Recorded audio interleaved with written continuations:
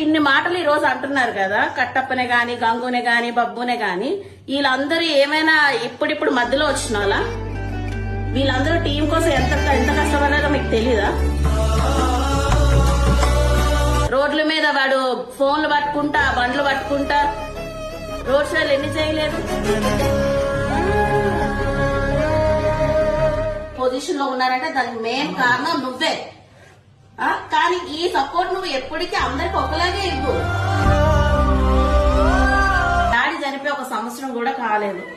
ఈ టైంలో నువ్వు అన్నగా అన్ని విధాలుగా నువ్వు తోడుండి వాడు తప్పు చేసి నువ్వు కొట్టో చేసో మందలించి ఏదో చేసి అన్ని ఒక దారిలో తేవాలి. కానీ నువ్వు వెళ్ళిపోనంటే ఈడు కొన్ని మారాలి. నువ్వు పెద్దవాళ్ళతో ఎలా మాట్లాడాలో కొన్ని మాటలు చూసి మాట్లాడాలి.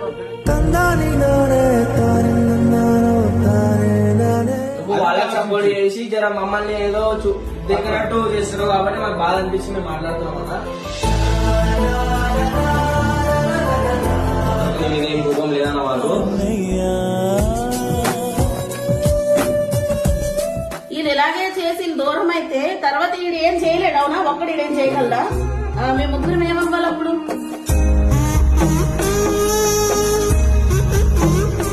కానీ వాడు వద్దు అనేసి వాడిని దూరం పెడితే మాత్రం మేము ఆగమవుతాం. వాడితో పాటు మేము ముగ్గురం కూడా ఆగమవుతాము. కాస్త జాలి పడరా.